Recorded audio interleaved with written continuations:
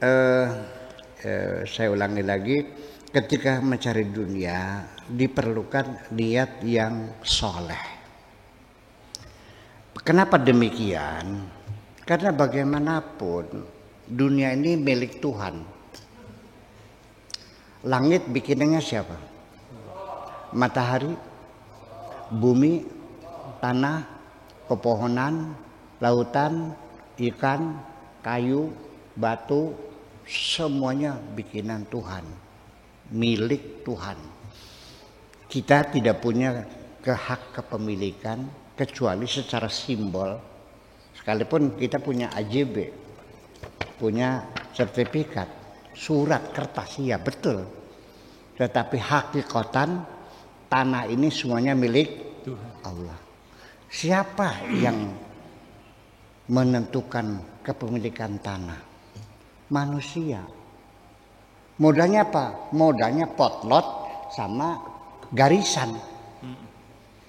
Orang Belanda pakai garisan potlot. Ini Indramayu, ini Irian Barat, ini Irian Timur, ini Sarawak masuknya ke Malaysia. Modelnya model potlot aja kok. Tuhan mencipta bumi tidak ada perbatasan, tidak ada apa, semuanya artifisial kok. Manusia, betul nggak?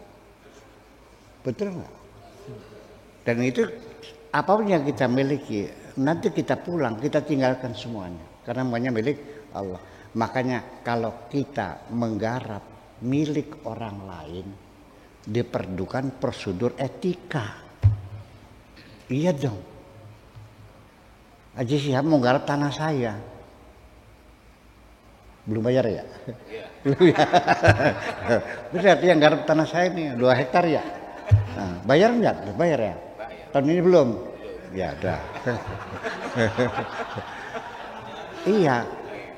Kan harus ada izin dulu dari saya. Anda kan mau dirubah bikin kandang kambing. Ya minta izin dulu dong. Tidak sewenang-wenang karena itu Anda sudah bayar akhirnya bikin kandang kambing akhirnya merusak tanah. Betul enggak? Jenis tanaman juga tidak bisa Anda sanatnya mulai tanam pohon jati. Iya kan? Minta izin dulu, permisi dulu. Nanti setiap bulan dievaluasi apakah ada kenaikan harga sewa atau tidak. Antar kita aja begitu, apalagi dengan Allah yang pencipta. Jadi harus ada niat yang baik. Setuju nggak gitu? Ya, iya. Malah ada pesan khusus. Tanah yang kuciptakan di bumi ini harus terus ditingkatkan produktivitasnya. Jangan diterlantarkan. Jangan sampai tanah yang kucipta ini menjadi mubazir, tidak ada manfaatnya. Kalau kau biarkan tanah ini terbengkalai, tidak digarap menjadi tanah produktif, maka kamu menjadi teman-teman setan semuanya itu. Setuju nggak?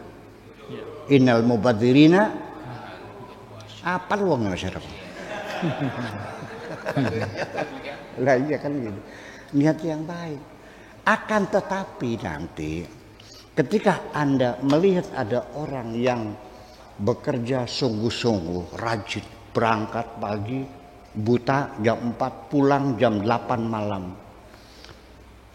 Anda geleng-geleng kepala, Masya Allah, orang kok terlalu banget hubud dunia. Ngoyo banget cari dunia. Ada kan? Iya. Komentar begitu? Nanti dulu. Ketika masih di tengah perjalanan, orang yang punya semangat kerja yang tinggi, jangan dulu dituduh hubud dunia. Nanti keputusan itu terakhir. Penilaian terhadap sesuatu baik atau tidak bukan di awal, bukan di tengah, tapi di akhir.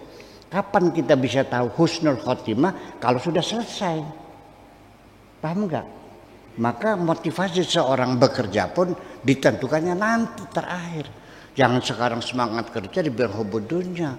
Nanti akan terlihat dia bekerja untuk siapa, ya, membela siapa, bagaimana kerjanya, itu nanti setelah berhasil setelah padinya terjual, setelah jadi uang, setelah uangnya di kantong, baru ketahuan selama ini engkau bekerja untuk dunia atau untuk akhirat.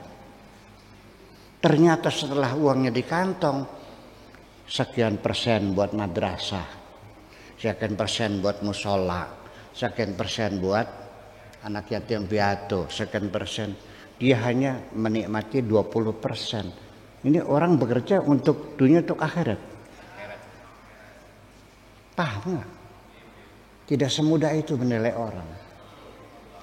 Kemudian juga Anda jangan keburu acung jempol, 4 jempol, jempol kaki 2, jempol tangan 2. Melihat seorang mubalik yang laris, ya, yang kondang, tiap malam ceramah, Anda bayangkan berapa banyak bidadari yang dia dapatkan? Enggak juga.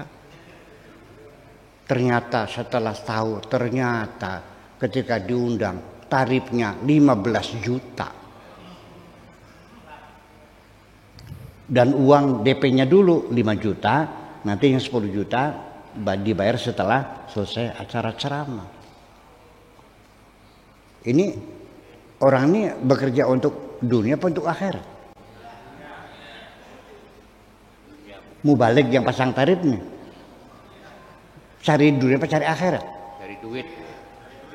Ayo, masih ragu-ragu baik. Yang tegas jawabnya, cari dunia apa cari akhirat? Nah, ketika itu namanya mubalik profesi, mubalik profesional. Nah, ketika seseorang berceramah agama sebagai profesi, Anda boleh pilih sama, boleh mendengarkan, juga boleh tidak. Yang bagus mana? Mendengarkan. Yang bagus mendengarkan, lumayan dapat ilmu kan. Yang bayar kan yang punya hajat ya.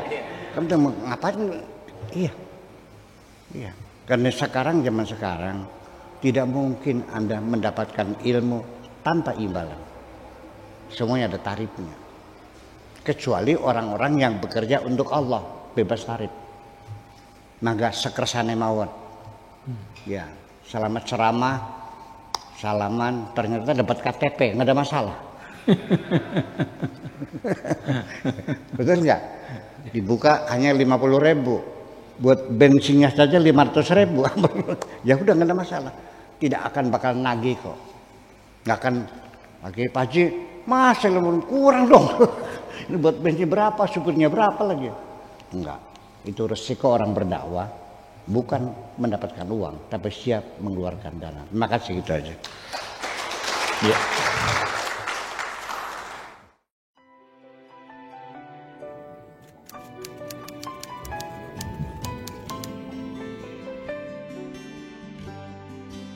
Aku hanya ingin berbagi kebahagiaan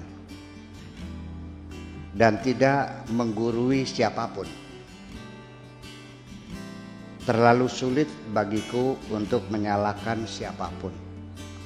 Akan tetapi apabila ada orang yang ingin mengisi raporku, tentu aku sangat gembira sekali.